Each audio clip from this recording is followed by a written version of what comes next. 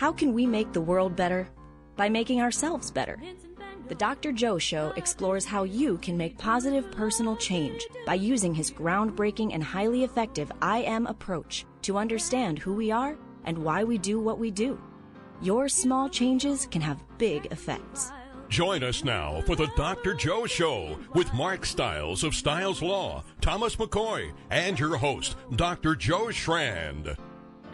Welcome to the Dr. Joe Show. That was lovely. Lovely, Tom. Thanks. Thank you, Tom. Thank you. Thank you so much. Very nice having you here. Nice to be here. How have you been? Well, it's been kind of a boring week, Dr. Joe. It's been, I guess a boring time of year where we're in sort of proto-summer where I'm not getting outside as much as I will when it's truly hot and, not hot and bothered. Weather doesn't get bothered. Tom sometimes does, though. Yeah. And that I don't know how to feel about that. Is it happening right now, Tom? It might be. Now you got me in a mood. There we are. You see, it's hot and bothered Tom. He's spot and hothered. Oh, what was that? Who was that? Did you hear someone here? With that in mind, rather than stay hot and bothered, why don't we introduce our guests for tonight? Yeah, we're coming in hot here, Dr. Joe. Yeah. But you hinted before we came on that there's a bit of history going on tonight. It is true. It is true. Tonight, we not only have Mr. Zoom Papa Christopher Sarson. Zoom Papa. We have the one and only Alexis Wilson. Yes. Born in the Netherlands. She was dancing as soon as she learned to walk. After moving to New York City, she became the youngest apprentice in the Dance Theater of Harlem and quickly moved on to becoming a featured dancer in the Emmy Award-winning television special Blues and Gone. Wow. After appearing as a dancer in the Francis Ford Coppola film The Cotton Club, she graduated from Carnegie Mellon University, moved to Europe, and continued her dance career. Upon her return to the stage, she teamed with Peter Weiss and Associates and began casting national commercials and theater productions like the Broadway smash hit Smokey Joe's Cafe. Oof. Quite a resume. Welcome. Alexis, how are you? I am great. It's wonderful to be here. It is fantastic having you here. And just so people understand some of the connection here, there was this wonderful choreographer, this man, Billy Wilson, who, Christopher, could you introduce who Christopher was, Zoom Papa? Yeah, he said Zoom Papa. Right. Do you know who that is? He hasn't the faintest idea. Wait. We have a bio. We do have a bio. I didn't know we were going to be that thorough. We're going to be that thorough. Okay. All right. Oh. John Christopher Sarson, British-American television producer, director, writer, recipient Emmy Award, 1973 and 74, Year of Our Lord Jesus Christ. Wow. Peabody Award, Ohio State University, 1978. International Emmy Award, 1983.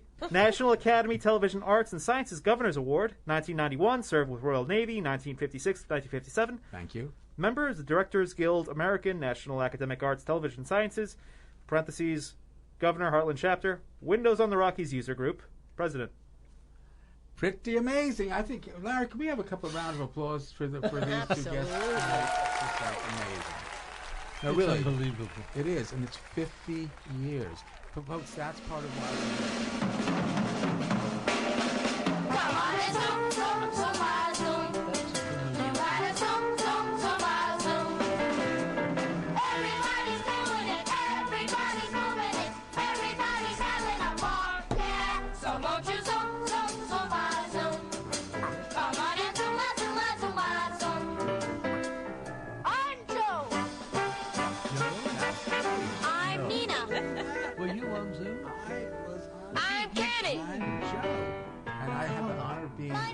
Zoom should be introduced, and I use that a lot.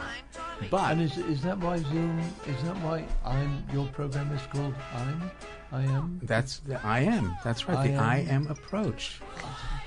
Thank you, Christopher. So we are here because we are celebrating our 50th anniversary. Incredible. 50 years. It was 1972. What was it? January 6th.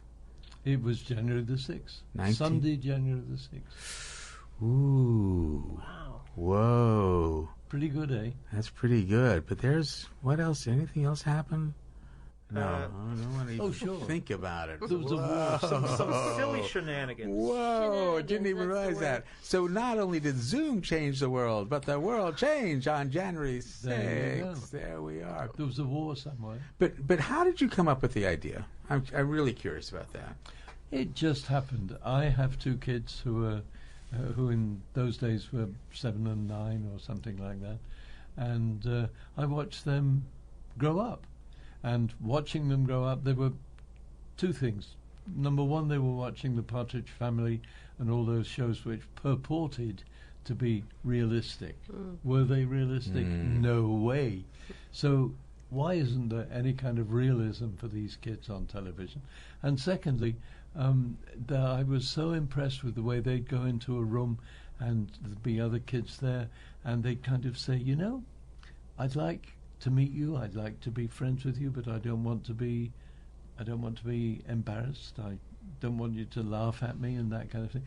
And was there a way on television that we could get this together and get kids to really sort of enjoy each other about real life?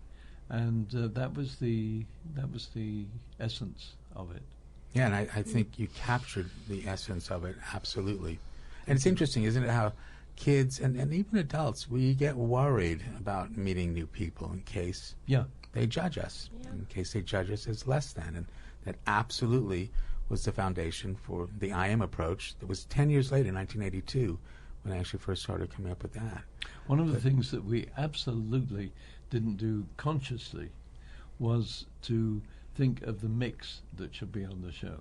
And people have said afterwards how incredible it was to have people of colour, kids of colour, and kids of different ethnic backgrounds and different socioeconomic and everything. Yeah. And socioeconomic. And so it was a real mixture. And the kids got to know each other in different ways too, because we sent a taxi to get kids into the studio. And there was a African-American kid who sat with the African-American driver up front playing this black music. And here in the back was this white girl who had never heard, because of her community, any black music. And so she got into conversation with them, and her mind was exposed and that kind of thing. It was an interesting show. It was powerful, and clearly, there was such an honesty to it because it resonated with people then, and I think it has had an effect on their lives for a long time. I was doing a nostalgia conference, the first one I've ever done, and it was with Maura and Kenny and Donna and Leon, and we were in this place in New Jersey, and there were all these, old stars, really, and these complete strangers, these guests who were going around getting autographs, would come up to me and to the other Zoom kids and say, "You were my best friend." Yes, right. Some of them, "You were my only friend." Some of them, "You were the person who I hung out with when my parents were working at night." It's amazing. Yeah, the impact. We had no idea we were going to have that sort of an impact on people. One of the interesting things about the show was that it didn't have a theme, it didn't have a story, it wasn't kids going somewhere as the Brady Bunch and all the rest of them did. It was just the kids being themselves. And as a result, people responded to the kids being themselves. How do you respond to a person that you like? And that you go into your heart, you go into your mind. And it's that which has kept the memory of Zoom going for 50 years for some people, because in the reunion that we had in January 2022, people reminded us of that and told us how they responded. What's it like for you, Christopher, all these years later, to realize the impact you've had on millions of people? I'm enormously proud. I mean, how can you not be? But I'm enormously humble as well, because and it's interesting because it wasn't me. I had this silly idea that you put a group of kids on the show and magic happens. The kids themselves created the magic. and it's the kids who made it happen, and that's just so wonderful. And Holly here, Alexis. next to excuse me, Alexis. What are you, Alexis? I'm both. She's both. We'll talk about that That'll be in the another next act. But go on. In Zoom time, Yeah. she was Holly. Yes. She would sit in the studio watching her father work with the kids. Well, she can tell the story better than I can.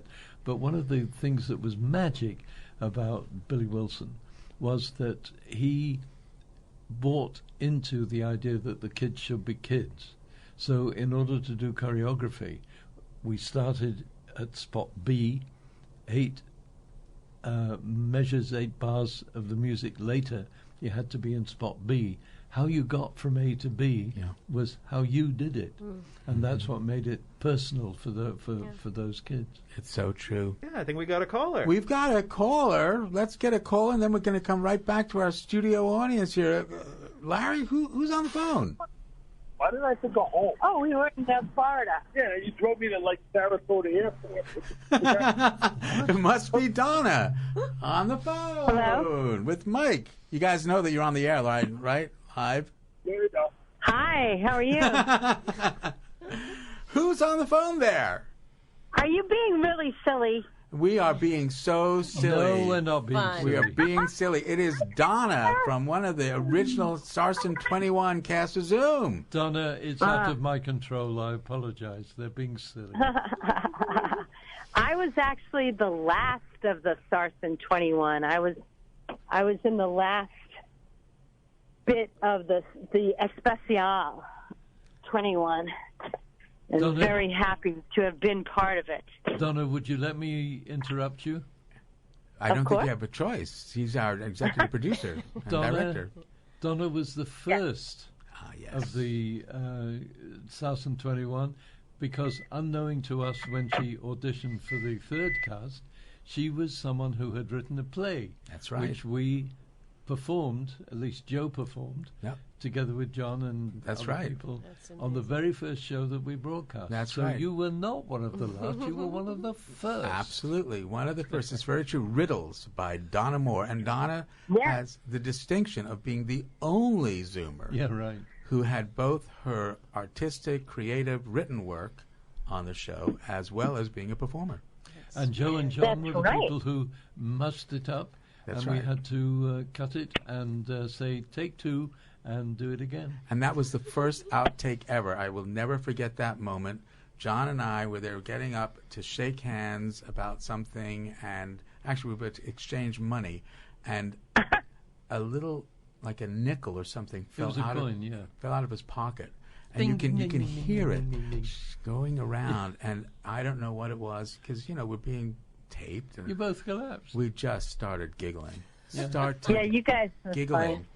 fun. And then Christopher had the brilliant idea of keeping that take in. So you hear this beep, and then we do the scene again. And Take 2. if you look carefully, you will notice that John and I could not make eye contact, because every second we made eye contact, we would just start giggling again. That's great. So I'm telling you, that so was the you first were- outtake. May I just say you were brilliant as Alistair Cook, or your version Oh, that's of that, right. when you were introducing and you were pretending to be Christopher, which was so cute. I was pretending to be Alistair. I was pretending to be right. Alistair Cook. That's Well, right. Alistair, that's true. Sorry, but I've No always one could confused imitate me. No. Christopher with Alistair. So, That's right. but yeah, And, that was and- funny. Thank you. And there was another story. Do you remember when we were walking down the halls of GBH? Because Alistair Cook, for those who don't know, was the person who would introduce all of Masterpiece Theater. The host of He was the host. And Christopher Sarson was also the executive producer, right. of Masterpiece Theater. Brought that over here.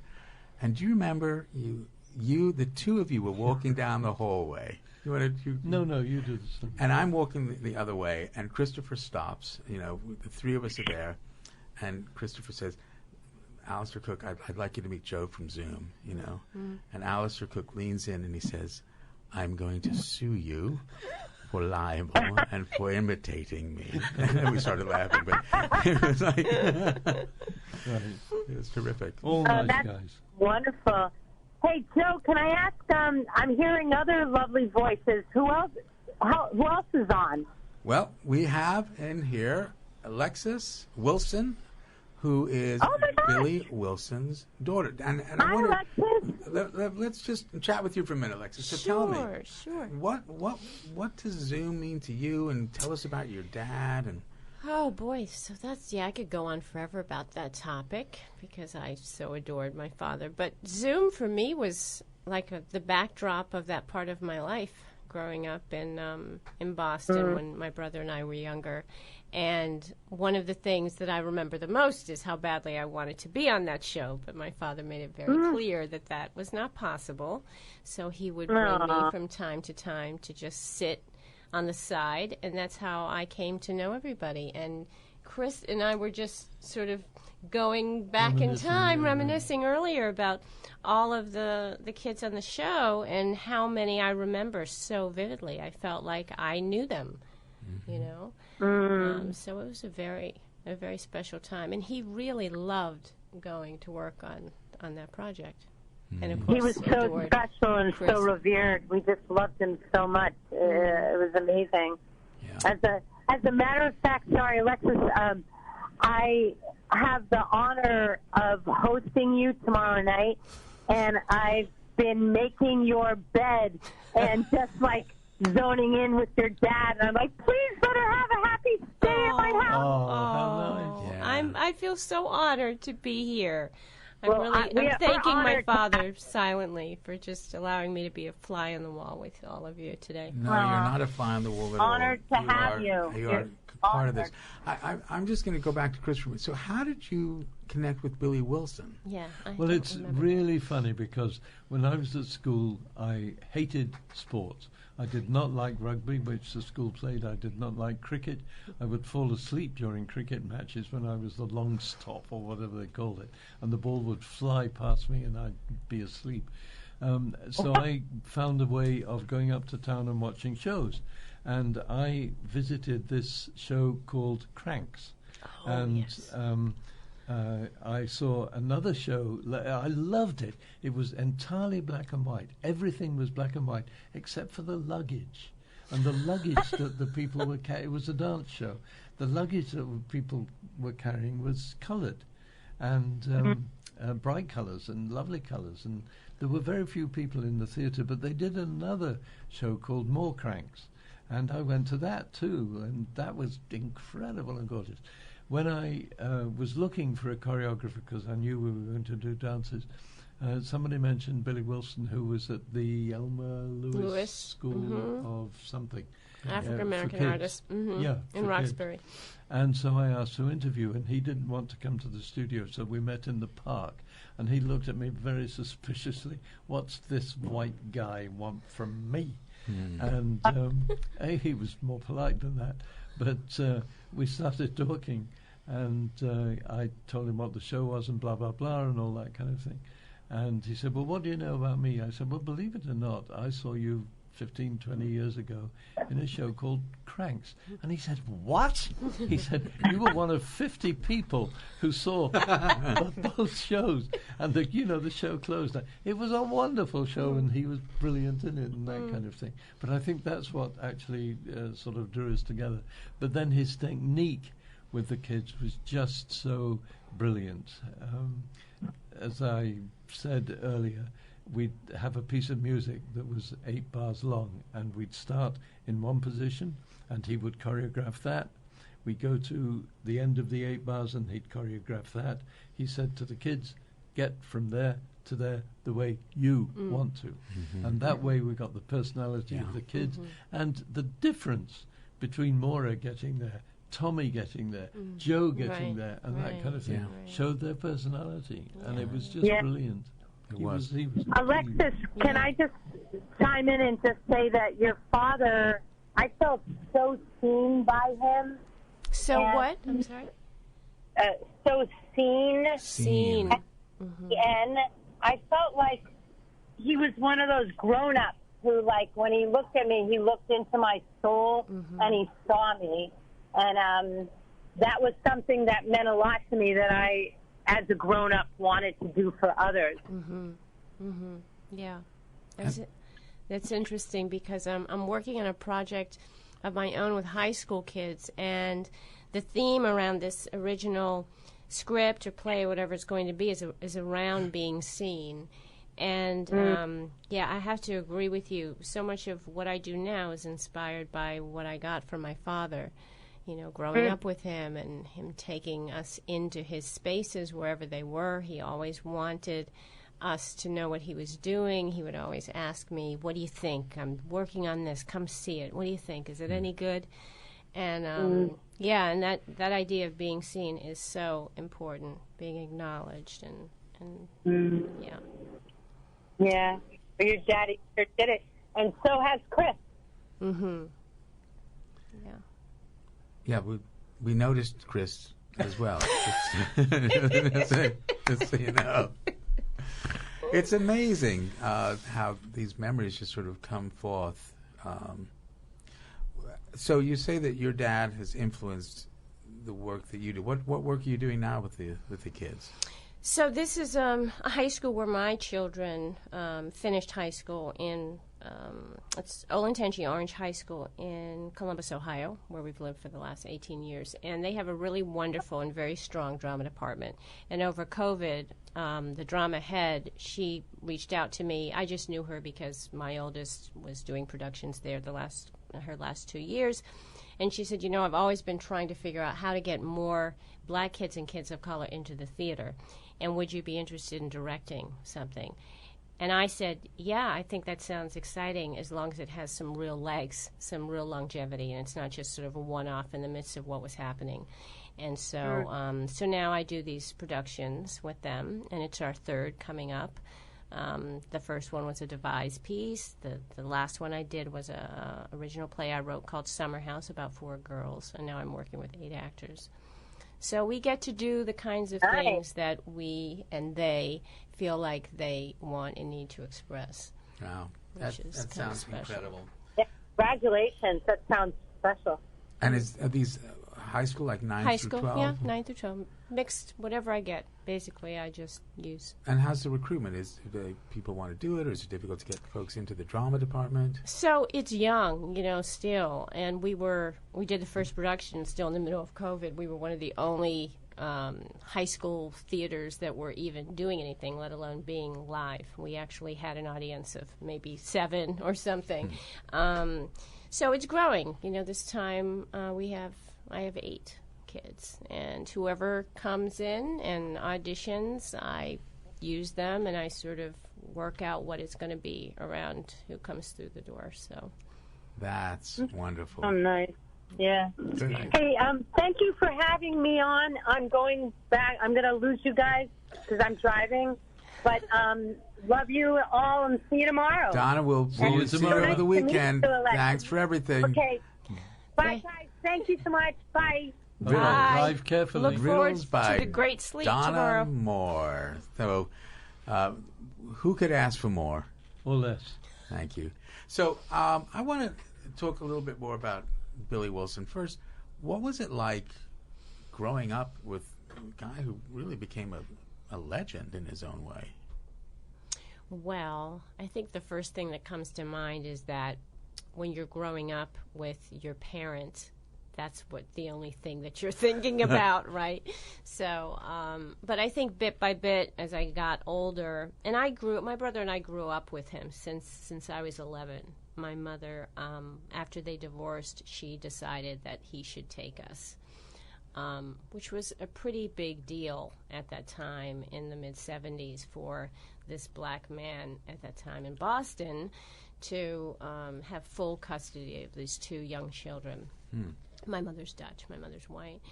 So growing up with him, he slowly also felt it was important for us to be aware of some of the things that were surrounding us, some of the people that we were so privileged to be able to also get to know through him.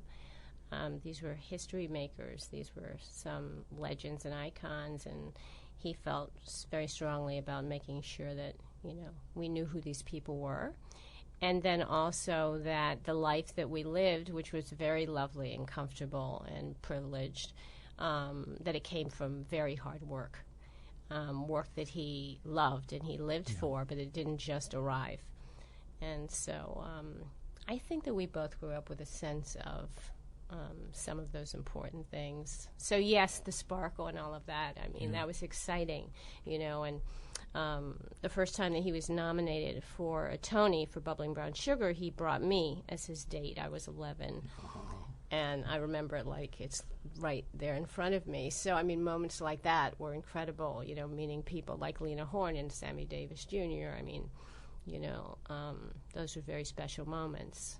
And I think made more special because he always connected who these people were, what they had gone to arrive at where they were and all of that it looks like magic. Right. And that's the gig, right? For him to make it look like magic, for the artist to make it look like magic, but we got to also see them struggling in their costumes and missing the note and missing the entrances, and that helped to make it a lot more real. And there's a book. Is it the book that you have written? Yeah, I wrote. The first book was a kind of love letter to my father called Not So Black and White, and it's really about growing up with him and the, I think, sort of special growing up that I had. Growing up in the ballet world and Broadway, and he was one of the few black Broadway choreographers and directors. He choreographed 8 shows for Broadway. 3 were Tony nominated, and then he also had his ballet life, which was here and also internationally. So I wanted to write a book that really just paid homage to the father that I so adored. And now I'm working on the next book about my relationship with my mother, which was totally different. I've only seen my mother 4 times in a little over 40 years, and she's still here. Wow. So, yeah, they're 2 very different stories. Very different stories. How do people find your work? Well, I hope they're moved by it, or but maybe not find it, not like literally find it. Literally literally find it. find Like it. a little concrete there. Oh, yeah. So how do they get it? Is it on Amazon? Yeah, or it's on Amazon. Website? Yep, Not So Black and White is on Amazon, and there are reviews on Amazon, and I do have a website. It's just alexiswilson.com. So, yeah, that's how you can find it. And the other one is still in process. So. Interesting. Yeah. 4 times in how many years? Over 40, yeah. And actually, I just saw her the 4th time a few years ago, right before COVID, like the summer before COVID. I went back to Holland and decided that I would give it another shot. And it was actually one of the best moments that I'd had face-to-face with her, except that, unfortunately, in keeping with the history and the habit that I'd had with her since I was 10, she'd always end up hanging up on me, and that happened again after that very lovely moment in Arnhem. So, all of the reasons why, that's what I'm trying to figure out now and put into words and in this book and try to understand more about who she was, who she is. Yeah. Hang-ups about my mom. Hadn't thought of that title, what do you think? but you never know. Yeah. Yeah. Yeah. Right now I'm calling it Life Happens to Everyone, but that could change. It could change tomorrow. What? So the title is Life Happens to Everyone, but that could change? No, or life happens to everyone. Okay. Right. Yeah. But that could change. Yeah. Christopher, I don't think I've ever really asked you about a relationship with your parents. And I'm about to. Tell me about the relationship with your parents. It's so traditional and so boring that it's not true. Wonderful. I was born into a Methodist background in, where was I born? In England. And it was, we went to church I have twin sisters who are 2 years younger than me. And they and I I'd be in the middle, they would be either side, and we would walk to church on Sunday mornings. And before we went to church, my mother had put the roast in the oven, and when we came back after the sermon, we could take the roast out and have Sunday dinner. My father was principal, or whatever they called it, of the children's sort of Methodist church, and his favourite story was how Anthony had come up to him and said, "We've got to find Tommy," and so he picked Anthony up and walked up and down and is Tommy here? Where's Tommy in the audience? And then the kid had said finally, "If we don't find him soon, I'll have to do it in my pants." So that was my Methodist upbringing. Wow. And, it was all very traditional. And then I went into the Navy. And when I went into the Navy for a couple of years for national service, I saw 2 men naked on a bed together on the ship. So that was a mind blow. Then I went to Cambridge and had a wonderful time in Cambridge with a lot of interesting people, and I was the music director of a group called Footlights, which gave Peter Cook and all kinds of people their first start. Wow. Including Johnny Oliver, of all people. I was really surprised when I saw John Oliver on stage, and he said he was a Footlight person. But anyway, that was there. And so it was a very traditional family, and then I left it and went into the theatre. My father was determined I should be an accountant, because he was, and I said, "Tough luck, Dad." I mean, it's a big switch. I mean, I was just wondering how your parents, managed that you were not following that footstep of accounting. It was quite traumatic, and they got even more interested when I went to Manchester to start at Granada Television, and found this woman that I eventually married, called Evelyn Kay, who came from one of the most orthodox Jewish families in London, and her parents refused to come to the wedding. They sat shiva. They actually oh my goodness, mourned for the fact that she was marrying out. And my father was so wonderful. Her mother insisted that she go back home the night before the wedding, so that she could have her hair done by the local hairdresser on the day that she was getting married. And I drove her there, and she went with a wedding dress over her arm. And I said, "I'll just wait half an hour to make sure it's okay." And 20 minutes later, she came out in tears and all that kind of thing. And I called my dad, and I said, she's... well, he said, "I wondered if that had happened." So I booked a room for her at the Dorchester Hotel, where we were getting married the next day, and everything's taken care of. So I drove her there, and we got married, and it was all very happy and blah, blah, blah. Wait, your dad had anticipated that and had booked a hotel room for her? Yeah, he was a good guy. Wow. And my mother was a loving guy, and they had 3 lovely children, and it was just great. But it was entirely happy. It was entirely, it really wasn't. There really wasn't any kind of... Alexis, you had a comment on that? I said, how awful. Of course, it's wonderful. I have all these big chunky pieces.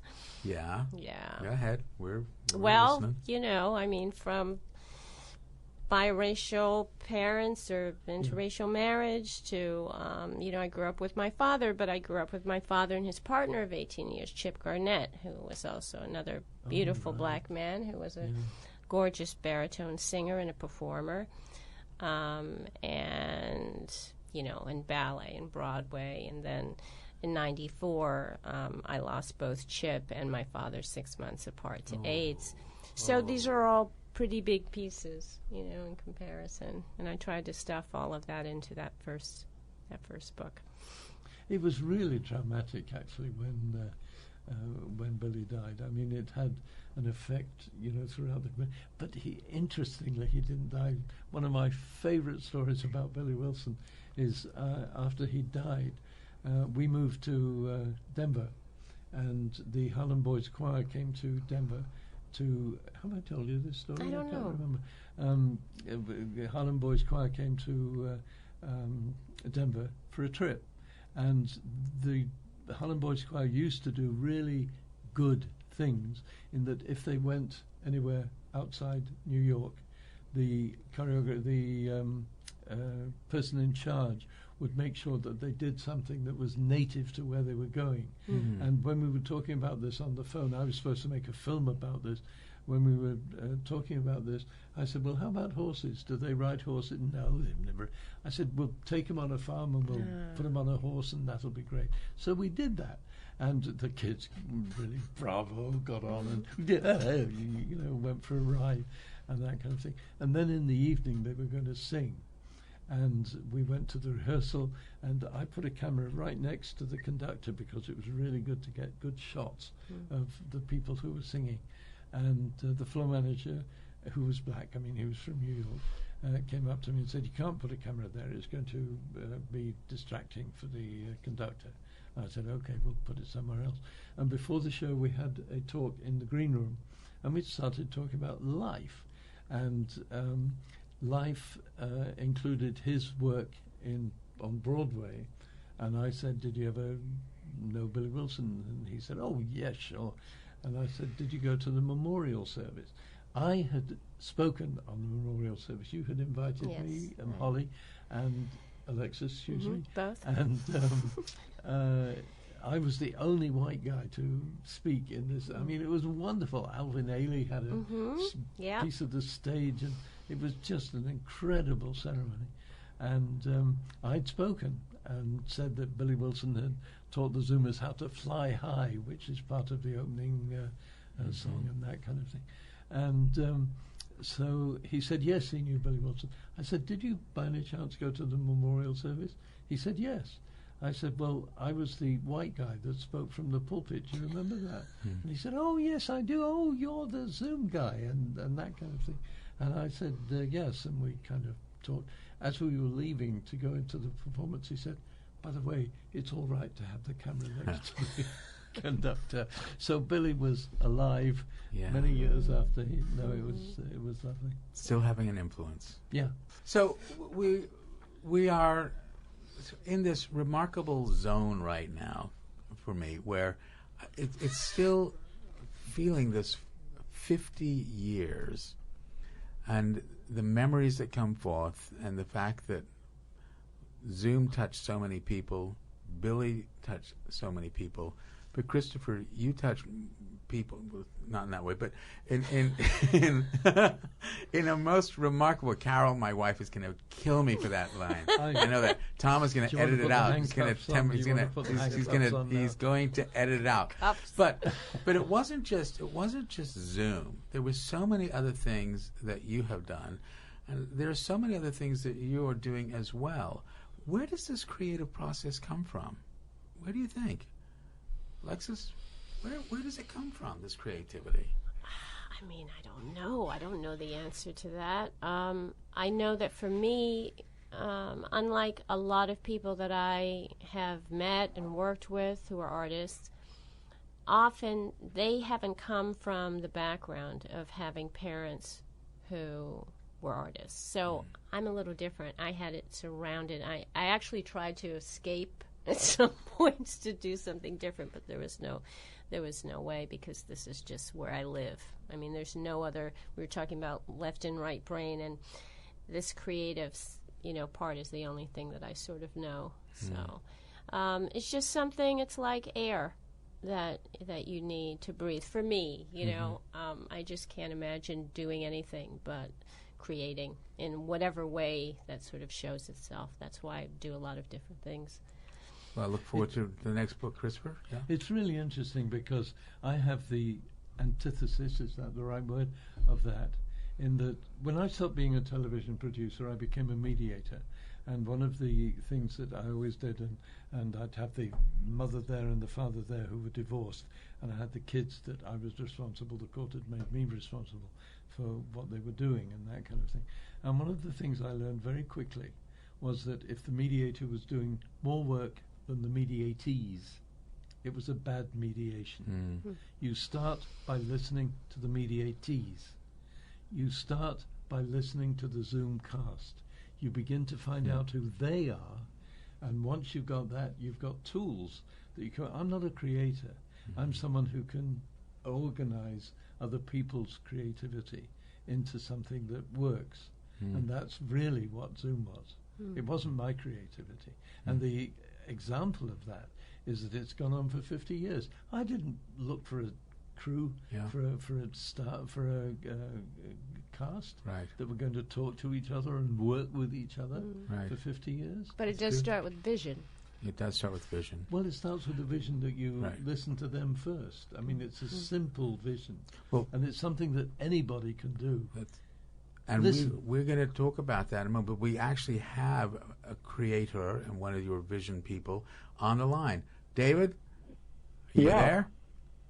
Hey, yes, I'm here. Hi. Hey, it's David from Zoom. Alberico? Yeah. You mentioned last night. Hi. Hi, David. Are you wearing a coat tie? No, I'm not. I'm actually in a T-shirt and shorts. But David is wonderful. Whenever we have these reunions, we all come in our sloppies, and he comes in with a tie and that. Always. He's wonderful. So, David, thanks so much for calling in. I'm just curious, how did Billy Wilson have an effect on you? How did Zoom have an effect on you? We've got a couple of minutes, so let's. Well, it's funny. It's great hearing all of your stories, and Zoom had a very big effect on me. I mean, I ended up working in the entertainment industry for many, many years in New York and also out in California for a little bit, and Zoom sort of catapulted me in that direction. But Billy Wilson is someone that really every day I think about. He had such an influence on me, and just in terms of confidence and creativity and dance and he was really quite a presence. And I think that's something that I would love to touch on, is just him as a man and who he was. He was a very tall man, and he was a very big guy. And of course we were little kids. We were 10 years old, but he would tower over you, and his arms would stretch out really long, and his legs were really long, and I just remember he always wore bracelets that would jingle, and he was musical, and he just had a rhythm about him in everything he did. And he just made you feel very, very alive. And as Donna said, very seen and confident. And he was just an amazing human being. And Alexis, it's really a privilege to have known your father. It's lovely to hear that. Really, he's a terrific guy. I miss him. David, thank you so much for calling in with that story, and we'll be seeing you tomorrow at one of the first reunions. Thanks so much. Yeah, absolutely. Appreciate it. Pleasure to hear from everybody. Great. We'll chat with you soon. Thank you. So, okay. We're approaching the end of the show, and as we do with all of our guests, we come back to the I Am approach. We haven't spoken about it much, but the I Am is saying we're always doing the best we can, influenced by 4 domains: your home domain, social domain, the biological, and the IC domain. Because the domains interact, a small change can have a big effect. So given what we're talking about tonight, creative arts, all these things, what small change can you recommend to our audience? Alexis, I'm going to start with you, and then I'll go to Christopher. What small change? This is so simple, but I always go back to listening. I mean, as Donna... That's my line. No, sorry. Donna mentioned being seen, and I feel like it's just an extension of that. It's being acknowledged. I often think about, I don't know how much time you have, but I'm just going back to just growing up in New York, and I'm that person that everybody used to come to talk like a bartender. And I just always wanted to see people. I just always wanted to just look into their eyes. And sometimes I feel that can be enough in a moment, and it can make all the difference in the world. It makes me emotional when I talk about it. But it's true. And listen, and listening, hearing, and because there's listening, and there's hearing. Good point. Yeah, Christopher, what do you think? What's small change? That's exactly my take on life too. And as I say, it started with Zoom. You listen to the kids and find out who they are, and that makes it creative. That is what you can create. You listen to the people when you're mediating, so that they make the decisions. You help them make the decisions. But if you listen to them, that's the big thing. Empathy is a good word too. Empathy is putting you And I'm just going to change. It's not if you listen; it's when you listen. Okay. When you listen to them, it's remarkable because we all want the same thing. That's what the I Am is saying. We just want to feel valued by somebody else. Yeah. We just all want that. Well, you want to be heard. Yes. You want to be heard. You have wonderful examples in your book, but you know, if you listen to somebody and what he's saying and that kind of thing. I love the guy who's dancing on the table and people are trying to get him down. Get down, you're not supposed to be doing that. And Joe walks in and says, hey, hey, Fred, want a cup of coffee? And Fred kind of looks, and anyway, then you go off and, it's listening to what they're after. Yeah, absolutely. Good stuff. That's Unleashing the Power of Respect, the I Am approach. Just sort of throw a plug in. Thank you, Christopher. Christopher actually wrote one of the endorsements. So let me just ask the second thing. The second truth of the I Am. We've got a minute each for both of you. You control no one. You influence everyone. You get to choose the kind of influence you want to be. Christopher Sarson, I will start with you. What kind of influence do you want to be? I'd like to make television programs. I'd like to make television programs that 50 years after I've made them, people, I don't know. Now, I'm 87 years old. I'm very happy to bask in the glory of what I've done and to be very humbled by it. It's extraordinary. I'm not sure I've got all that much creativity left in me. But you've huge influence. Alexis Wilson. Same question. What kind of influence do you want to be? You've got 1 minute.